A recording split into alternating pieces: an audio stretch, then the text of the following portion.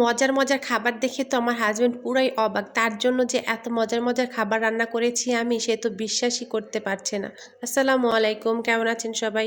চলে আসলাম নতুন আরেকটা ভিডিও নিয়ে। হঠাৎ করেই আমার হাজবেন্ড আমাকে বলছে আমি নাকি তাকে আর আগের মতো ভালোবাসি না। তারপর আমি তাকে জিজ্ঞাসা করলাম, কেন এরকম বলছো কেন? সে বলল আমি নাকি আর তাকে ভালো ভালো রান্না করে খাওয়াই না, তার জন্যই সে আমাকে এভাবে বলল। তো যাই হোক, তারপরে আমি ভাবলাম যেহেতু সে বলেছে তাকে আমি অনেকদিন ধরে ভালো কিছু রান্না করে খাওয়াই না, তো আজকে আমি তাকে তার পছন্দের সব খাবারগুলো রান্না করে খাওয়াবো। তো প্রথমে আমি এখানে গরুর মাংসটা আগে বসিয়ে দিব, যেহেতু গরুর মাংস হতে অনেকটা সময় লাগে। তো প্রথমে আমি গরুর মাংসটাকে খুব ভালোভাবে ধুয়ে পরিষ্কার করে নিয়েছি। তারপরে যা যা মশলা লাগে সবকিছু দিয়ে হাতে মাখিয়ে গরুর মাংসটা বসিয়ে দিয়েছি।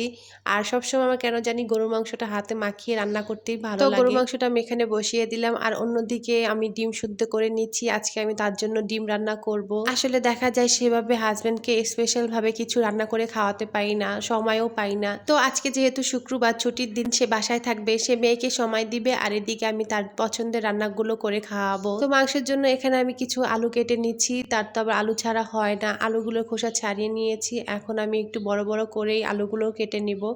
আর অন্যদিকে ডিমগুলো আমার সিদ্ধ হয়ে গেছে। এখন আমি ডিমের খোসাগুলোকে খুব ভালোভাবে পরিষ্কার করে নিচ্ছি। তারপরে ডিমগুলোকে আমি একটু ছুরি দিয়ে কেটে কেটে নিচ্ছি, এতে করে যখন ডিম ভাজতে যাব তখন আর এগুলো ছিটে আসবে না। অন্যদিকে যে মাংসটা বসিয়েছিলাম ওটাকে একটু নেড়ে চেড়ে দিচ্ছি। আসলে একা হাতেই সবকিছু করছি, তাই সব দিকেই খেয়াল রাখতে হয়, কোনটা রেখে কোনটা করব সেটাও একটু বুঝতে কষ্ট হয়ে যায়। যেহেতু ছোট বাচ্চা নিয়ে কাজ করি, তাই তাড়াহুড়ো করেই কাজগুলো একটু শেষ করতে হয়। তো যাই হোক, এখানে আমি সামান্য কিছুটা হলুদ আর লবণ দিয়ে ডিমগুলোকে খুব ভালোভাবে মাখিয়ে নিই। তারপর আমি কড়াইয়ে এক এক করে সবগুলো ডিম দিয়ে দিচ্ছি, আর ডিমগুলোকে আমি একটু লাল লাল করে ভেজে নিব। তো ডিমগুলো আমার এখানে ভাজা হয়ে গেছে, এখন আমি তুলে নিচ্ছি। তারপরে এখানে দিয়ে দিচ্ছি কিছুটা পেঁয়াজ কুচি। পেঁয়াজটা একটু হালকা ভেজে তারপর এর ভিতরে দিয়ে দিব কিছুটা আদা আর কিছুটা জিরা বাটা। এখন সবকিছু আবারও একসাথে খুব ভালোভাবে মিশিয়ে নিব। তারপরে একটু সামান্য পানি দিয়ে দিচ্ছি। এখন দিয়ে দিব সব গুঁড়ো মশলা। তারপরে মশলাটাকে আমি খুব ভালোভাবে একটু সময় নিয়ে কষিয়ে নিব। যখন দেখবো মশলাটা থেকে তেল ছেড়ে দিয়েছে, তারপর আমি এর ভিতরে একটা টমেটো কুচি দিয়ে দিলাম। এখন কিছুক্ষণ একটু কষিয়ে নিলাম। তারপরে আমি যে ডিমগুলো ভেজে রেখেছিলাম, এখন ওই ডিমগুলো দিয়ে দিচ্ছি।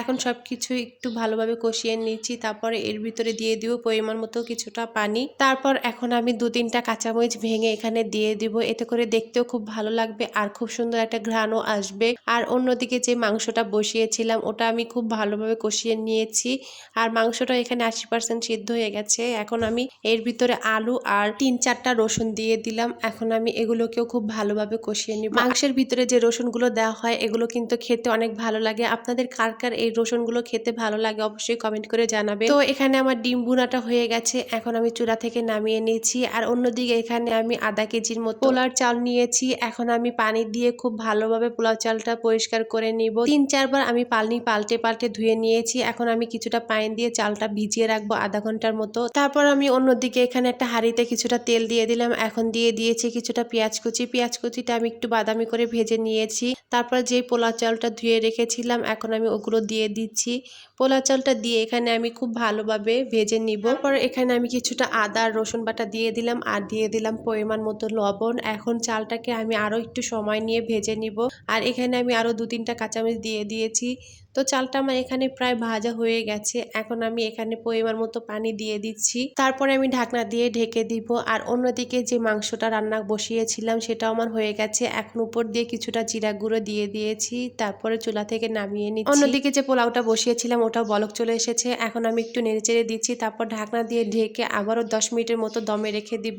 10 মিনিট পর আমি ঢাকনাটা খুলে নিচ্ছি। আর এই যে দেখেন কতটা ঝরঝরা হয়েছে পোলাও। পোলাও রান্না করার সময় সবসময় যদি চালটা একটু ভেজে নেওয়া হয় তাহলে পোলাওটা খুব ঝরঝরা হয়। এখন আমি উপর দিয়ে কিছুটা বেরেস্তা দিয়ে পোলাওটা নামিয়ে নিলাম। রান্না বান্না শেষ, এখন তো হাজবেন্ড অপেক্ষা করছে কখন সে খাবে। তো তার জন্য এখানে আমি তাকে সবকিছু একদম সাজিয়ে পরিবেশন করে দিয়েছি। সে তো অনেক খুশি হয়েছে সবকিছু দেখে। দুপুরে সরিষা ইলিশ রান্না করেছিলাম, সেটা রান্না করা আপনাদেরকে দেখাতে পারিনি, তো তাকে ওইটা দিয়েছি খাওয়ার জন্য। ইচ্ছে ছিল তো আরো অনেক কিছু করার, কিন্তু তেমন কিছুই করতে পারিনি। তো যাই হোক, বিদায় নিয়ে নিচ্ছি। ভিডিওটা আপনাদের কাছে কেমন লেগেছে অবশ্যই কমেন্ট করে জানাবেন। ভালো থাকবেন সবাই, আল্লাহ হাফেজ।